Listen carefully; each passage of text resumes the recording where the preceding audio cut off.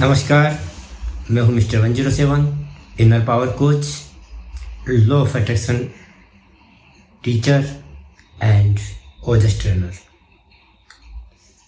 हर व्यक्ति आपको कोई भी चीज़ सीखने के बाद सिखाता है, लेकिन मैं आप तक ये चीज़ें जिन्हें के बाद पहुंचाने आया हूँ। यानी मैंने इन चीज़ों को सीखा नहीं, इन चीज़ों को जिया है और उसके बाद आप तक पहुंचाने का जिम्मा उठाया है। मैं इस वीडियो में आपको आज बताऊंगा कि लॉ ऑफ अट्रैक्शन, चाहे कोई इसके बारे में जाने या ना जाने, लेकिन हर व्यक्ति इसकी प्रैक्टिस करता है। जी हाँ, आप भी अगर लॉ ऑफ अट्रैक्शन नहीं जानते तो भी लॉ ऑफ अट्रैक्शन की प्रैक्टिस करते हो और रोज करते हो। कैसे? आइए देखते हैं कैसे। लॉ ऑफ अट्रैक्शन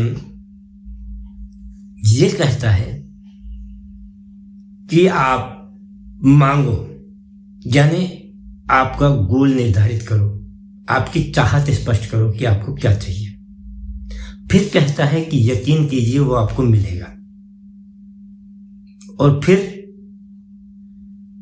पा लीजिए, यानी निश्चिंत हो जाइए उसके बारे में।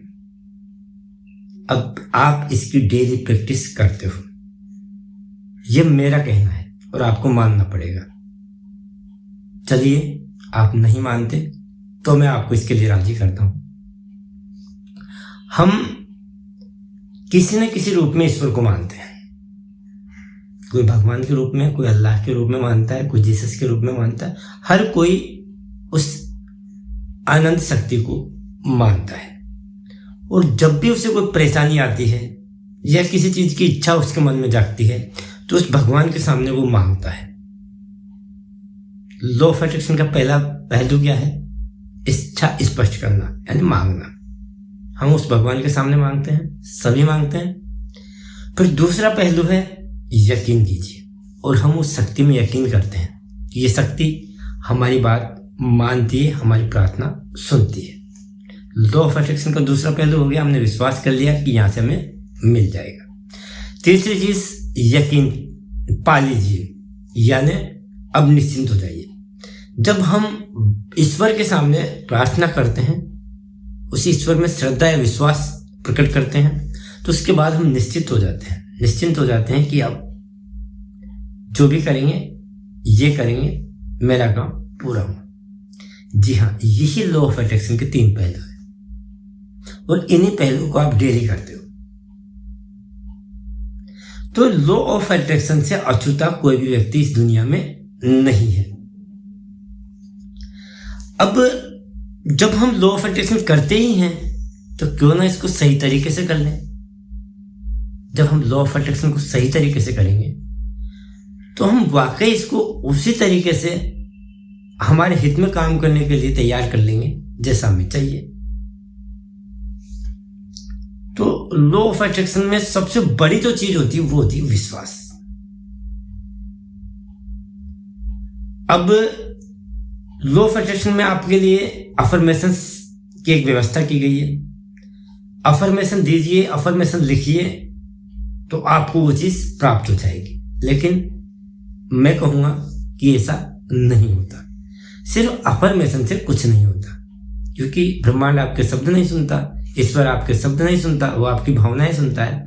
तो अब क्या करें? क्योंकि लॉ ऑफ अट्रैक्शन अफर्मेशन पे नहीं चलता, लॉ ऑफ अट्रैक्शन शब्दों पे नहीं चलता, तो लॉ ऑफ अट्रैक्शन चलता है विश्वास। जी हाँ, विश्वास ही लॉ ऑफ अट्रैक्शन की ऑक्सीजन है। प्राणवायु सिर्फ विश्वास, और वही प्राणवायु आपके धर्म की, आपकी आस्था की है। यदि आपको ईश्वर में विश्वास है तो ईश्वर आपके लिए काम करेंगे, अगर विश्वास नहीं है तो आपके लिए काम नहीं करेंगे। यानी लॉ ऑफ अट्रैक्शन आपके हित में काम करेगा यदि आपको विश्वास है तो, और अगर आपको विश्वास नहीं है तो आपके लिए काम नहीं करेगा। जब आप किसी देव स्थल पर जाते हो किसी मनोकामना को लेके, या किसी व्याधि को दूर करने, या किसी अन्य कारण से, तो वहां भी यही होता है कि जिसके अंदर आस्था होगी, जिसको विश्वास होगा, जिसका विश्वास जितना प्रगाढ़ होगा उसका काम उतना ही जल्दी होगा। हर व्यक्ति जो भगवान के दर पर जाता है, हर व्यक्ति की प्रार्थना नहीं सुनी जाती, लेकिन जिसको अटूट विश्वास होता है उसकी प्रार्थना सुन ली जाती है। लॉ ऑफ अट्रैक्शन आपको वो देता है जिस पर आपको विश्वास होता है,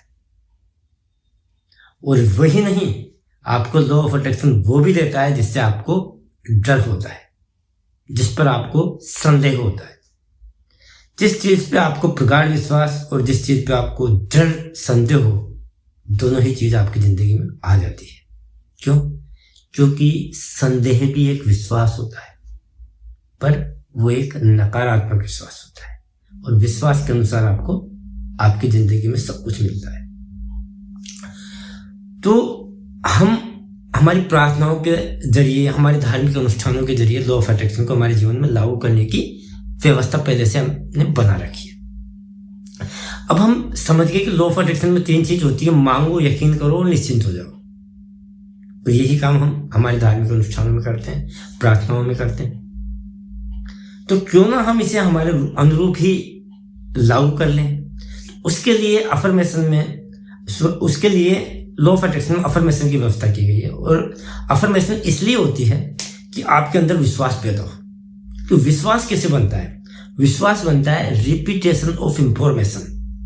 किसी भी सूचना की जानकारी को आप जब रिपीट करते हो तो वो आपके अंदर एक विश्वास पैदा करती है। विश्वास पैदा होता है रिपीटेशन ऑफ इंफॉर्मेशन। जब हम किसी चीज को बार बार रिपीट करते हैं तो उस चीज के लिए हमारे अंदर विश्वास पैदा होने लगता है, और जब हमारा विश्वास दृढ़ हो जाता है तो उस चीज को हम हमारे जीवन में आकर्षित कर देते हैं। विश्वास के बाद एक चीज आती है भावना, जो लॉ ऑफ अट्रैक्शन के लिए काफी जरूरी होती है, बहुत ज्यादा जरूरी होती है। लॉ ऑफ अट्रैक्शन के लिए भावनाओं से आप जल्दी खींच पाते हो चीजों। अब इन भावनाओं को उत्पन्न करने के लिए लॉ ऑफ अट्रैक्शन में अफर्मेशन तो आपकी विश्वास पैदा करने के लिए हो गई, और भावनाओं को पैदा करने के लिए या विजुअलाइजेशन की तकनीक जो है दी जाती है कि आप किसी चीज की कल्पना करते हो, भावनात्मक कल्पना, तो आप आकर्षण को जल्दी कर पाते हो।